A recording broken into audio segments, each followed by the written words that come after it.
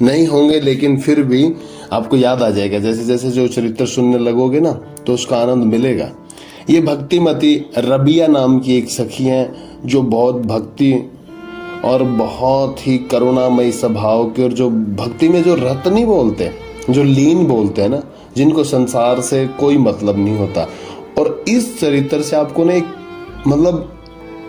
एक आईना सामने आएगा। कई नहीं बोलते कि बहुत दुखी होते हैं उसकी कोई नहीं सुनता, कुछ कहते हैं अरे जिसकी कोई नहीं सुनता उसकी भगवान सुनता है। तो ये चीज आपको बिल्कुल प्रत्यक्ष रूप से दिखाई देगी और सामने भी आएगी। देखना, आज से 1200 वर्ष पूर्व तुर्किस्तान नाम के देश में न बसरा नामक नगर था। उसमें रबिया जी का जन्म हुआ, वो भी एक गरीब मुसलमान के घर। और रबिया उसकी चौथी संतान थी, वो भी कन्या। बचपन में माताजी चली गई और जब रबिया जी 12 वर्ष की हुई ना तो उनके पिताजी उनको नाथ करके चले गए। रबिया बड़े कष्ट के साथ अपना जीवन निकालती थी। एक तो बाल्यावस्था थी, छोटी अवस्था थी, दूसरा गरीबी जो थी वो सबसे बड़ी दुश्मन होती है।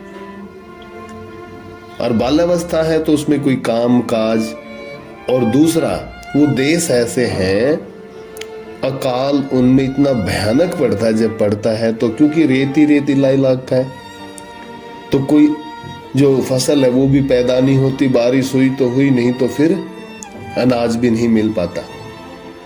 उस अकाल की वजह से जो बहन थी भाई थे उनका संग भी छूट गया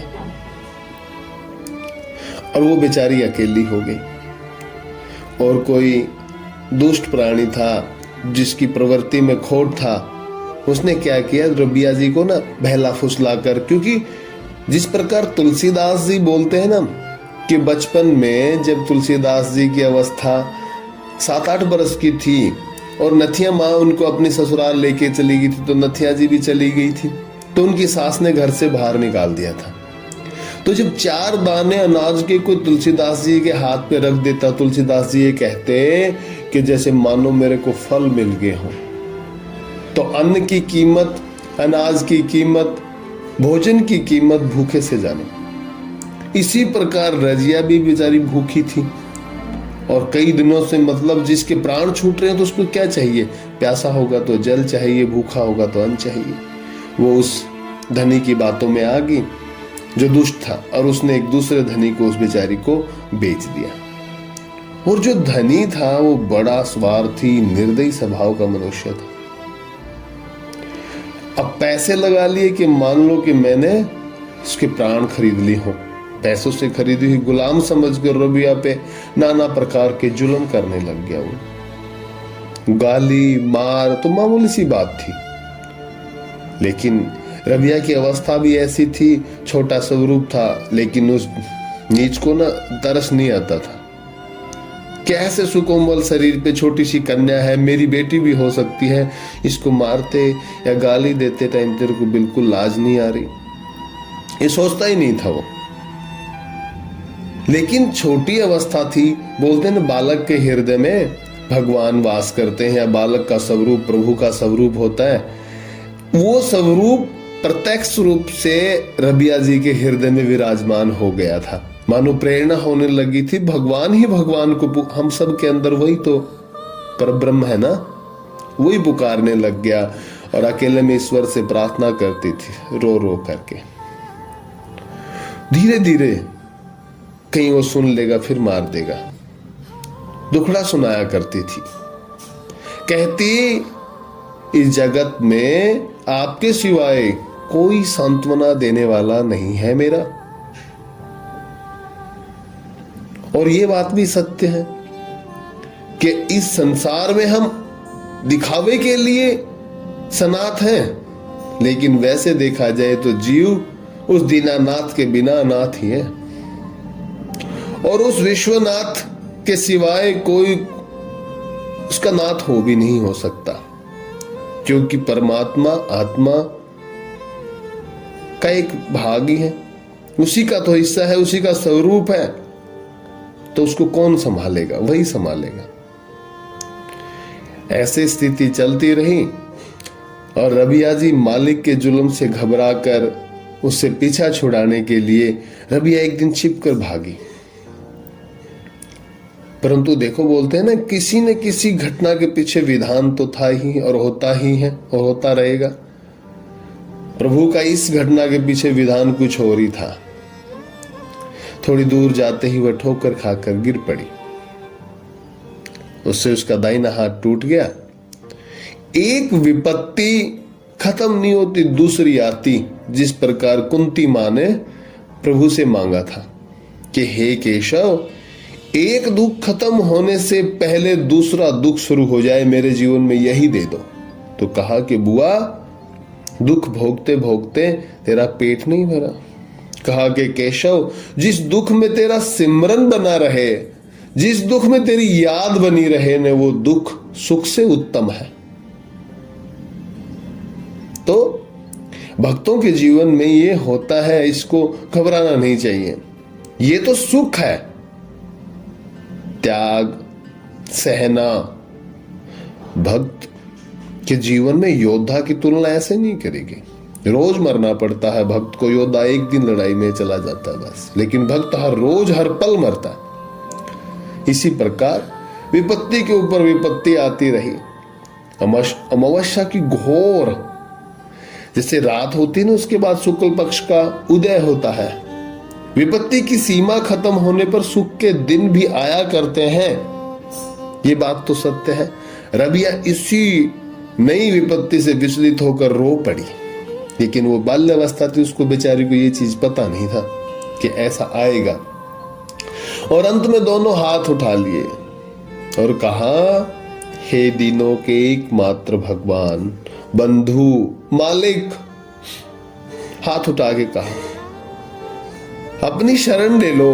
और कहा, है मेरे मेहरबान मालिक, मैं बिना माँ बाप की अनाथ लड़की जन्म से ही दुखों को सह रही हूं, दुखों में पड़ी हुई हूं।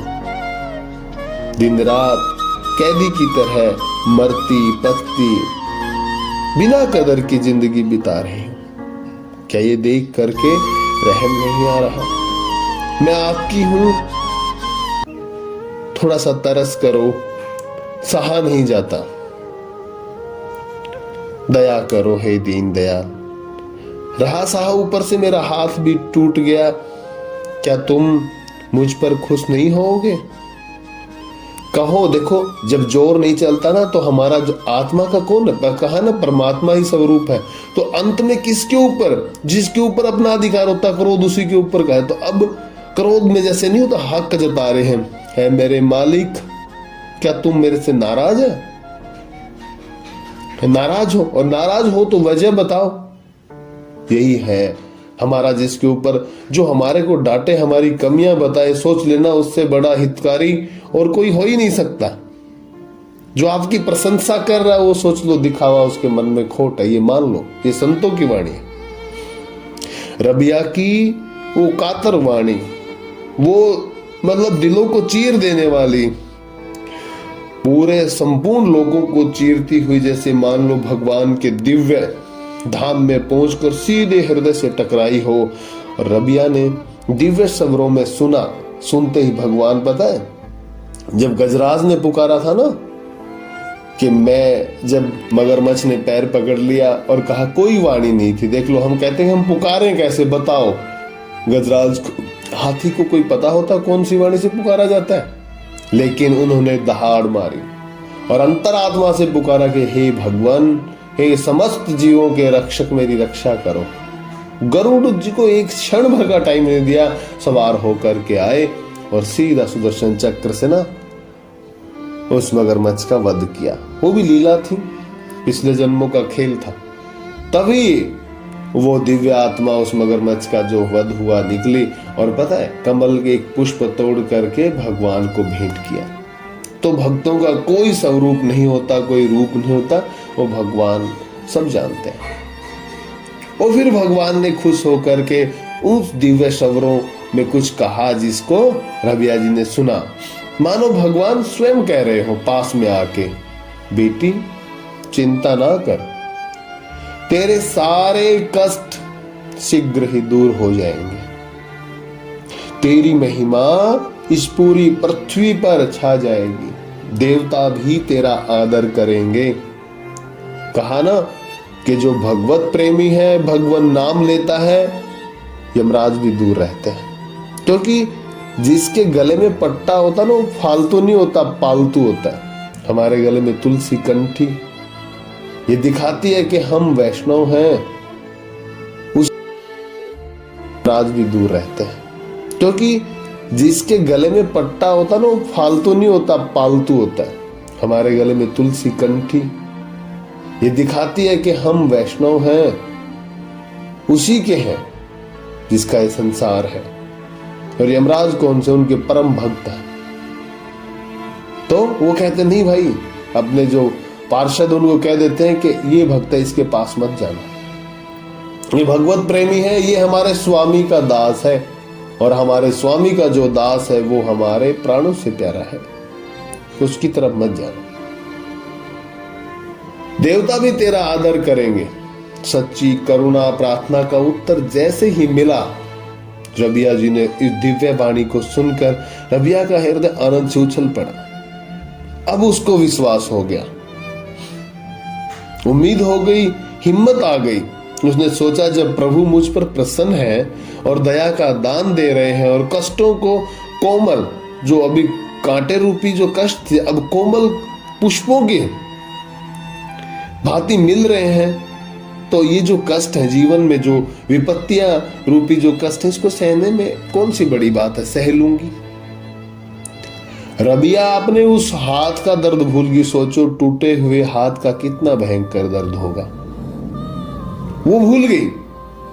उसी प्रेम में, ये है भक्ति का स्वरूप, ये है असल सुख। एक शब्द मिला, कान में अमृत के समान हृदय तक पहुंच, घोल मिल गया और चल दी। देखो, या तो भाग रही थी, अब वापिस उसी निर्दयी मालिक के घर लौट आई। बस विश्वास होना चाहिए। पर आज उसका जीवन पलट गया था। काम काज करते करते उसका ध्यान प्रभु के श्री चरणों में लगा रहता। वह रातों जागकर प्रार्थना करने लग गई। और हम कहते हैं कि टाइम नहीं है। मैं अपनी बताता हूं, मैंने एक बार कहा था गुरुदेव को कि टाइम नहीं मिल पाता। कहा कि 24 घंटे में टाइम नहीं मिल पाता। क्यों झूठ बोलते हो, शर्म नहीं आती? हाथ जोड़ ले कि महाराज जी अपराध हो गया, मैं दोबारा कभी ऐसी बात नहीं कहूंगा। तो कि टाइम, रातों को जागती प्रार्थना करने लगी। भजन के प्रभाव से उसका तेज, जो भी भजन करता, नाम लेता, उसका मुख कमल पर तेज आता ही, क्योंकि नाम का प्रताप है। वो चमक आ गई। एक दिन क्या हुआ, आधी रात का समय था और रबिया अपनी एकांत कोठरी में घुटने टेके बैठी थी। जैसे देखा होगा ना, हम आगे बैठ करके और घुटनों के पैरों के ऊपर ही बैठ जाते, ऐसे। और बता, दीनहीन बनकर रहना चाहिए। देखा होगा कई बार, आपको कोई ऐसा भिखारी नहीं कहना चाहिए, वो बेचारा मजबूरी में ही मांगता है। कोई आपसे मांगने वाला आता, आप उसको कुछ नहीं देते, लेकिन एक कोई ऐसा होता है जिसके ऊपर दृष्टि पड़ते ही मन करता है कि इसको तो दे ही देते हैं।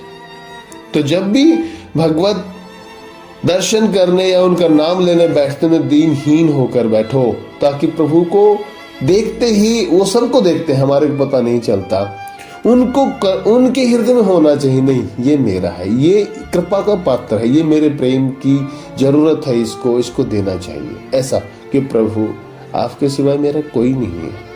और ये कहने वाली बात नहीं, सत्य बात है, उनके सिवाय कोई नहीं है हमारा, ये बात पक्की है। और जिस दिन ये जागृत हो जाएगा, हृदय में ये प्रेरणा उठने लग जाएगी ना, उस दिन आंसू बहेंगे और शब्द नहीं निकलेगा, पता चलेगा। ऐसी बात नहीं है कि अगर उसका जिसने नाम लिया हो और उसको ना पता चला हो तो अपने बारे में जना के ही रहते हैं। तो करुण सवर में प्रार्थना कर रही थी, भगवत प्रेरणा से उसी से मैं उसके मालिक की नींद टूटी। देखो क्यों, ये लीला होनी ही थी। उसने बड़ी मीठी करुणा भरी आवाज सुनी मतलब, और तुरंत उठकर अंदाजा लगाने लग गया कि आवाज आ कहीं से रही, कहां से रही है। और धीरे धीरे उस आवाज को सुनते सुनते वो रबिया की कोठरी के दरवाजे पर आ गया। पर्दे की ओट सी लगी हुई थी, पर्दा लगा हुआ था। उसने देखा, कोठरी में पर्दा हटाया देखा कि प्रकाश से एक दिव्यमान रोशनी है, वो चमक रही है, अलौकिक प्रकाश था। रबिया बिल्कुल अचेत अवस्था में नेत्रों को बिल्कुल जो पलकें थी उनको बंद किए हुए बैठी प्रार्थना विनय भाव से कर रही है। उसने रबिया के शब्द सुने, है मेरे मालिक, अब सिर्फ तेरा ही हुक्म मानना चाहती हूं, तेरा हुक्म उठाना चाहती हूं, लेकिन क्या करूं, जितना चाहती हूं उतना हो नहीं पाता। गुलाम हूं ना, खरीदी हुई। देखो जैसे भगवान को ताना दे रही हूं कि आपकी गुलाम होना अच्छा है, मैं चाहती हूं आपकी गुलाम हो जाऊं, लेकिन इस मृत्युलोक की गुलाम हूं और मैं खरीदी हुई गुलाम हूं। मुझे गुलामी से फुर्सत कहां मिलती है। देखो जैसे ही हम कहते हैं ना कि संसार हमारा है, अरे वो मेरी मैया थी, मैंने उसको कुछ मांगा दिया नहीं, लेकिन भगवान तमेव माता च पिता तमेव बंधु च सखा तमेव, ये शब्द गलत नहीं है। वो ये संसारी नहीं सुनते, लेकिन वो सुन लेता है। कभी ताना दे भी मत देना। जैसे ही रबिया ने ये बात बोली ना, वो दीन दुनिया के मालिक, दीन दयाल भक्त वत्सल, करुणा सिंधु दया सिंधु, करुणा निधि, दया के सागर, प्रेम भंडार, वो सब कुछ है, तुरंत प्रार्थना सुन ली और उसी की प्रेरणा से रबिया के मालिक का मन उसी क्षण पलट दिया। वह रबिया की तेज पुंजमयी ऐसी लुभावनी मूर्ति देख, इतनी अलौकिक मतलब अवस्था थी ना, वो देखने योग्य थी, और जो करुणा भरी जो पुकार थी प्रार्थना, वो चकित रह गया। वो धीरे धीरे रबिया के पास आके बैठ गया। उसने देखा भक्ति भाव पूर्ण मुखमंडल एक चमकीले हुए तलाट पर, जैसे पात्र नहीं होता कोई, या चांद मान लो, एक दिव्य ज्योति छाई हुई है और दोनों नेत्रों से आंसू बह रहे हैं।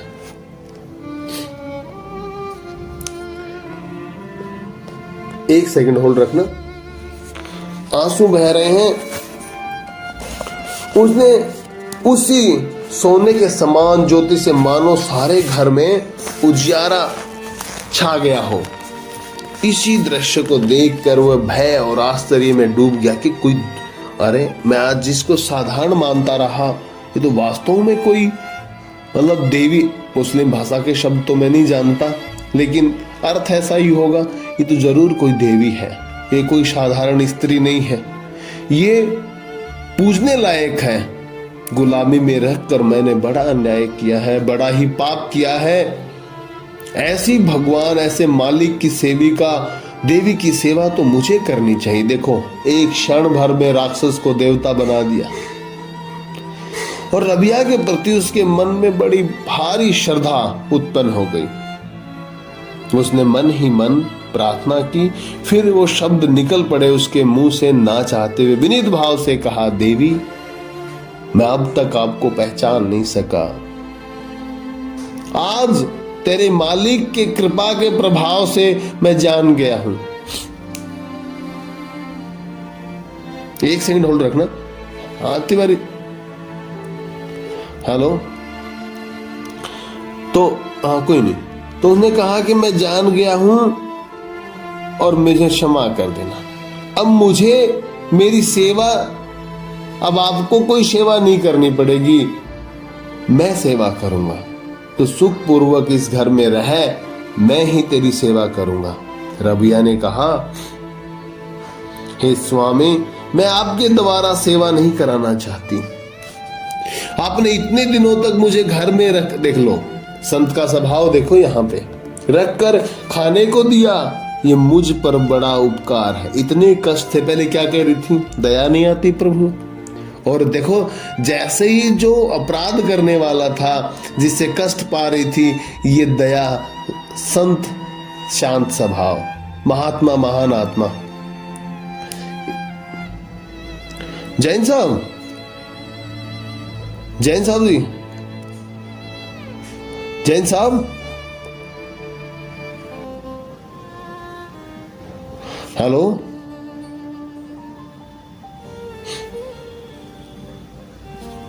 हेलो, हाँ हाँ एक मिनट। तो कहा कि कुछ तो बात है।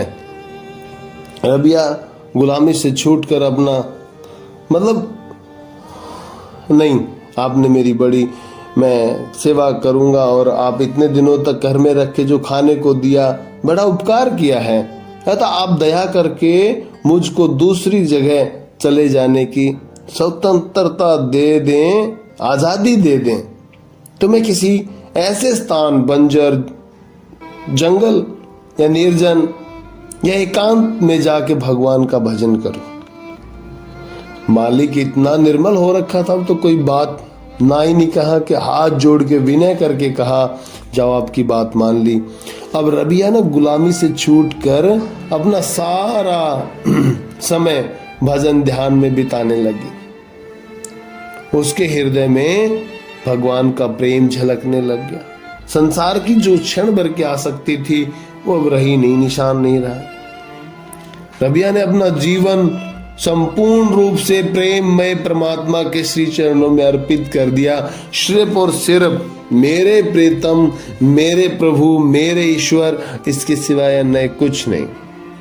रबिया के जीवन की कुछ ऐसी घटनाएं थी जो बिल्कुल सामने आई बाद में, जिससे उनका जीवन पूरे संसार में एक शैली के रूप में प्रकट हो गया।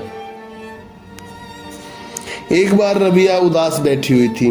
दर्शन के लिए आने वाले लोगों में से एक ने पूछ लिया, आज का उदास होने का कोई कारण है हे रबिया जी? आज आप उदास क्यों हैं? रबिया ने जवाब दिया, आज सवेरे मेरा मन स्वर्ग की ओर चला गया था, इसके लिए। आज आप उदास क्यों हैं? रबिया ने जवाब दिया, आज सवेरे मेरा मन स्वर्ग की ओर चला गया था, इसके लिए मेरे आंतरिक परम सखा ने मुझे फटकारा है। मैं इसी कारण उदास हूं। आंतरिक सखा, परम सखा ने फटकारा। देख लो, फटकारा, डांट लगाई। और ये तो मेरे को डांट देती है कि कहती है आप मेरे ऊपर गर्म होते हो। तो वो भी फटकार वहां से अंतःकरण में भी, हमारे अंदर भी हमारा जो आत्माराम बैठा वो भी डांट देता है कि हाँ ये मार्ग गलत है। हेलो, तो वो उदास होने का कारण पूछा तो बता दिया कि आज मेरे जो परम सखा है उन्होंने मेरे को डांट फटकारा, मेरा मन स्वर्ग की लालसा की तरफ हो। कई बार होता नहीं, हम खाली बैठे रहते हैं, मन कहीं ना कहीं चला ही जाता है ना। इसलिए इसको फंसा के रखना है। और नहीं, अभी मन क्या सत्संग करने लग गए, ये फिर अगर माया में फंस रहा है तो नाम लेना शुरू कर दिया। अगर और कहीं भटक रहा है, उदास हो रहा है, तो किसी सखी के पास मिला लो, आपस में आपका तो एक दूसरे से प्रेम संबंध है ही, कोई ना कोई चर्चा छेड़ दो, है ना। और नहीं तो कोई भी गाने लग जाओ जो आपके मन में आता है, राधा वल्लभ श्री हरिवंश, राम राम, ओम नमः, जो भी आपका नाम होता है लेते रहो। कोई तो मन को फंसा के रखो, इसको डांट भी नहीं मारना, क्योंकि शास्त्रों के अंदर जब जाओगे ना, ये मन इतना भयंकर, अगर इसको डांट के फटकार भी लगाई तो भी आपको गिरा लेगा, और प्यार से रखा इसके अनुकूल चले तो भी गिरा लेगा। इसको डांटना भी है और रोकना भी है। कभी दोबारा समय मिला तो मन को कैसे काबू करना है, एक कथा है राजा और उसका बकरा, तो समझ में आएगा बाद में कैसे होता, धीरे धीरे पता चल जाएगा आगे जाके कभी भी।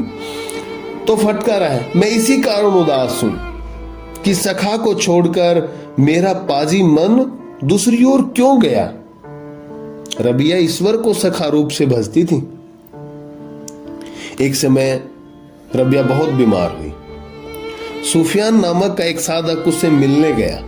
रबिया की बीमारी की हालत देखकर सुफियान को बड़ा दुख हुआ, क्योंकि भक्तों का ऐसा स्वरूप हो जाता है, जो उनका दर्शन करता है ना, वो अंदर से ऐसा करुण हृदय हो जाता है कि नहीं मैं क्या कर दूं इसके लिए, क्या नहीं कर दूं, प्राण तक देने के लिए तपते रहते हैं। इसलिए बोलते हैं ना, संत सबका साथी होता है और सबका हितकारी होता है, और संत सबका होता भी है, परंतु वह संकोच के कारण कुछ कह नहीं पाया रबिया जी को।